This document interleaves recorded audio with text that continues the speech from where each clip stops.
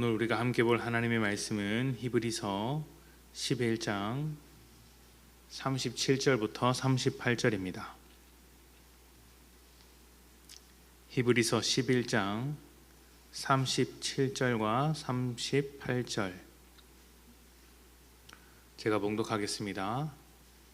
돌로 치는 것과 톱으로 켜는 것과 시험과 칼로 죽임을 당하고 양과 염소의 가죽을 입고 유리하여 궁핍과 환난과 학대를 받았으니 이런 사람은 세상이 감당하지 못하느니라. 그들이 광야와 산과 동굴과 토굴에 유리하였느니라. 아멘. 믿음이라는 것은 하나님께서 일하신 결과로서 우리를 구원하는 힘이 있습니다. 죄인들 사이에서 하나님의 백성으로 살게 하는 힘이 있고 하나님의 뜻을 분별하여 세상의 흐름에 역행하도록 하는 힘이 있습니다. 세상을 거절하는 것입니다. 이런 하나님의 백성들은 분명히 의로운 자리에 있는 사람들이지만 세상이 볼 땐 불편한 존재일 수밖에 없습니다. 왜냐하면 죄라는 것은 하나님을 대적하는 것이기 때문입니다.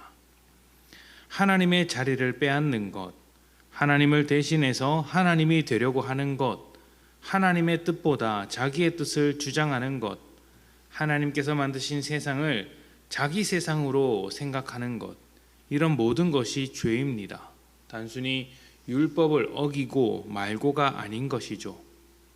율법을 어기는 문제도 사실은 하나님의 기준이 아니라 자기가 기준이 되려고 할 때 생기는 문제들인 것이죠. 기억하시겠지만 예수님의 제자들이 안식일에 밀을 베어 먹는 것으로 바리새인들이 시비를 건 적이 있었습니다. 율법의 관점으로 보면 분명히 그들은 해서는 안 되는 일을 한 것이죠.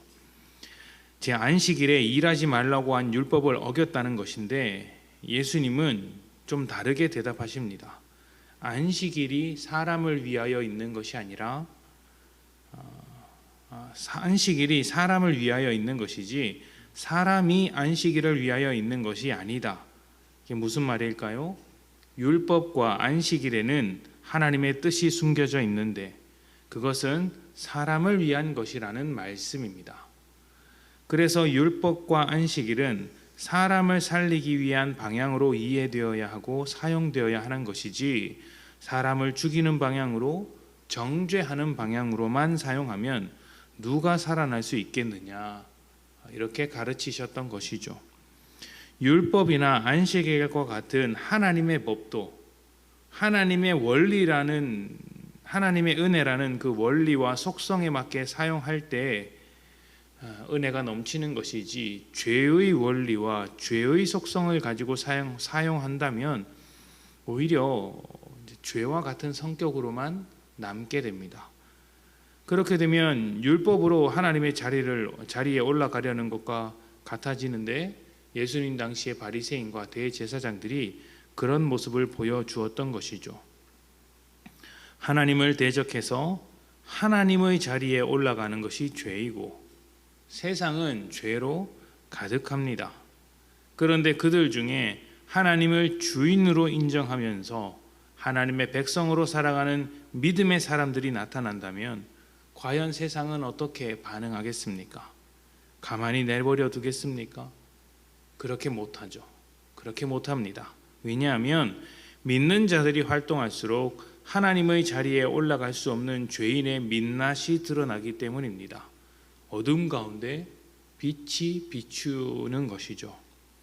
그래서 세상은 믿는 자를 핍박합니다. 믿음을 포기하고 하나님을 버리도록 만듭니다. 그러나 세상이 그렇게 할 때 간과하고 있는 것 한 가지가 있죠. 사람을 유혹하고 흔든다고 해서 넘어지게 만든다고 해서 믿음이 사라지는 것은 아니라는 사실입니다. 구원이 어디 멀리 도망가지 않습니다. 우리가 하나님의 자녀에서 탈락되는 것도 아닙니다. 왜 그럴까요? 믿음은 하나님이 일하신 결과이지 사람이 만들어낸 것이 아니기 때문입니다.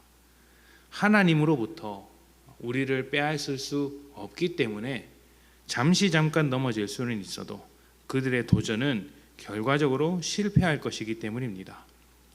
히브리서 11장에는 믿음으로 복된 인생을 살았던 사람만 나오는 것이 아닙니다. 성공한 인생만 살았던 사람이 나오는 것이 아니라 고난과 핍박, 굉장한 고난과 핍박을 당한 사람들의 이야기도 나옵니다. 그 면면을 보면 끔찍합니다. 돌에 맞은 사람이 있고 신체가 잘린 사람도 있습니다. 죽임을 당하기도 하고 가진 것을 모두 빼앗겨 떠돌이 생활을 해야 했습니다. 사람들과 함께 살지 못해서 광야와 산속에 숨어 살아야 했던 사람들도 있습니다. 고난받는 삶, 복음의 삶이 얼마나 무거운 것인지 믿음이라는 것이 절대 가볍지 않다는 것을 우리에게 설명해 주고 있죠. 그런데 그 중에서 이 이어지는 문장 사이에 첨삭된 것 같은 짧은 문장 하나가 나옵니다. 이런 사람은 세상이 감당하지 못하느니라.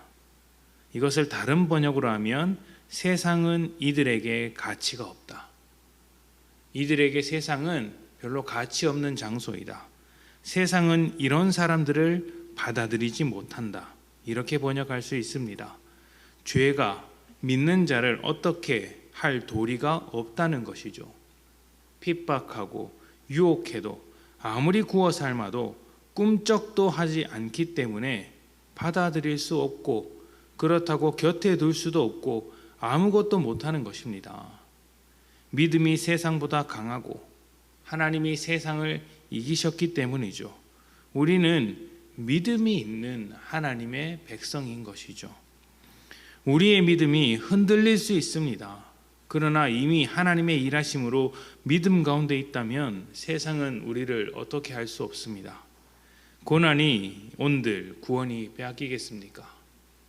유혹을 받는다고 한들 하나님의 자녀가 아니겠습니까? 죽음이 찾아왔다고 해도 영원한 생명을 바꾸지는 못하는 것입니다. 믿음이 흔들리고 약해질 때 바로 그때 하나님을 생각하십시오. 하나님으로 세상을 이기셔야 합니다. 내가 이기는 것이 아닙니다. 하나님께서 승리한 것에 내가 동참하는 것이죠. 동참하는 그 자리가 믿음의 자리라는 것을 기억하셔서 세상이 감당할 수 없는 사람으로 당당히 살아가시기를 축복합니다. 함께 기도합시다.